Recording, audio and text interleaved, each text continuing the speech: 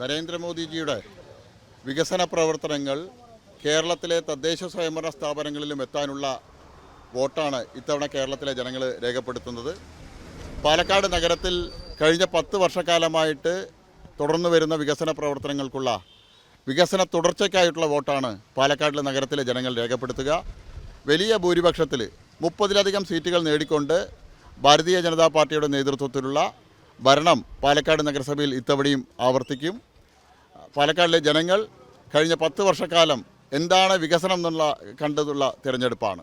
പാലക്കാടിലെ സ്ത്രീ വോട്ടർമാർ ഇത്തവണത്തെ വോട്ട് ഭാരതീയ ജനതാ പാർട്ടിക്ക് അനുകൂലമായിട്ടാണ് രേഖപ്പെടുത്തുക.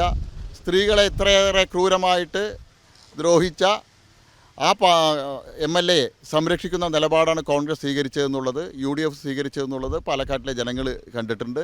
ഇത്തവണ വലിയ തിരിച്ചടി പാലക്കാട്ടിലെ വോട്ടർമാർ UDFന് നൽകും.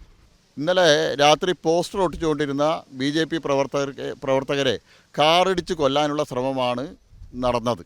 അതിനെ തുടർന്നുണ്ടായിട്ടുള്ള സംഘർഷത്തിലാണ് പരിക്കേറ്റത്. അത് BJP പ്രവർത്തകരുടെ ഭാഗത്തുനിന്നുണ്ടായിട്ടുള്ള കല്ലേറല്ല, മറിച്ച് UDFലെ തന്നെ ഒരു വിഭാഗം പ്രവർത്തകർ എറിഞ്ഞ കല്ലേറ് കൊണ്ടാണ് അയാൾക്ക് പരിക്കേറ്റുള്ളത്. സ്വാഭാവികമായിട്ടും ഒരു സംഘർഷം ഉണ്ടാകുന്ന സമയത്ത് പ്രവർത്തകരെ കസ്റ്റഡിയിലെടുക്കുക പോലീസ് ചെയ്യാറുണ്ട്. പോലീസിൻ്റെ വിശദമായിട്ടുള്ള അന്വേഷണം നടക്കട്ടെ.